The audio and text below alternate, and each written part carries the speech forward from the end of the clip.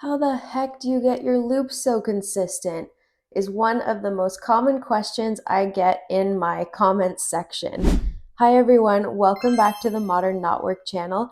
We're in the middle of a beginner mistakes series, and this video today is going to be talking about how to keep your loops nice and consistent so that when your blanket is all done, it looks very even and uniform and beautiful. So let's go through a row together, and I'm going to show you exactly what I do with my hands when making my loops and how I get them so consistent. I'm actually going to show you this next row with pink yarn because I think the contrast could be helpful to us.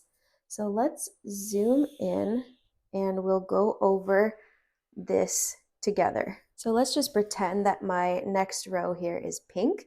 The first thing that I'm going to do, obviously, is go into this existing loop and pull up yarn to make a new loop. But this is where we have to pause for a second, especially if you're a beginner.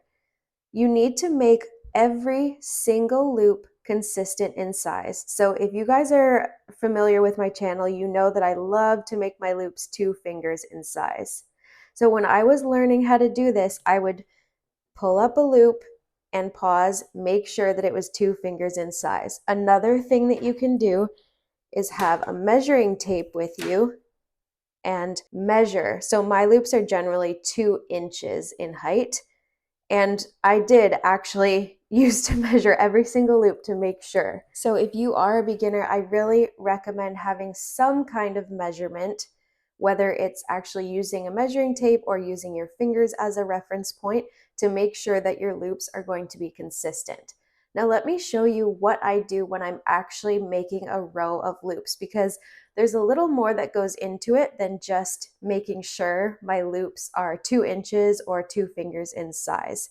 I kind of do other things with my fingers, and I'll show you what I mean. So when I'm about to make another loop here, I actually am holding the working yarn with my right hand, whatever feels comfortable for you. For me, it feels most comfortable to have it between my pinky and ring finger. And then with my left hand, I reach in and I'm pulling the working yarn taut and I grab that yarn.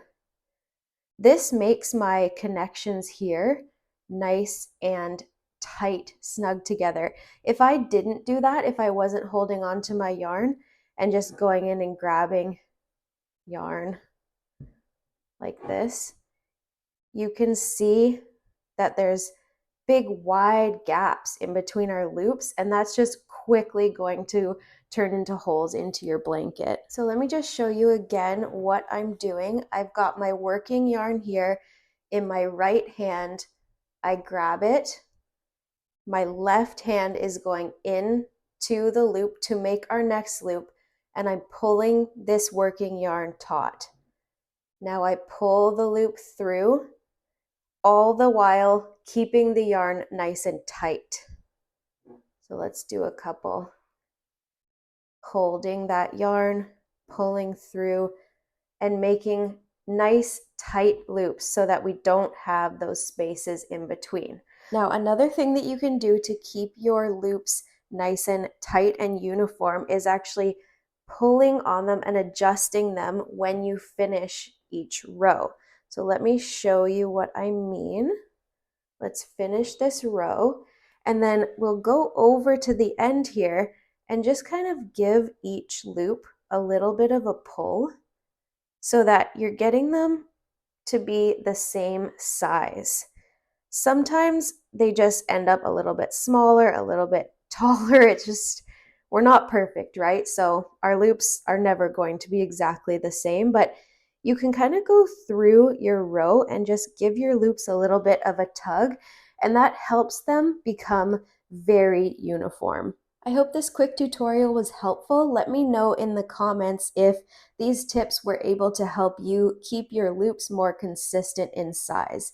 If you're enjoying this beginner series, please give it a like down below and don't forget to subscribe so you don't miss the next video.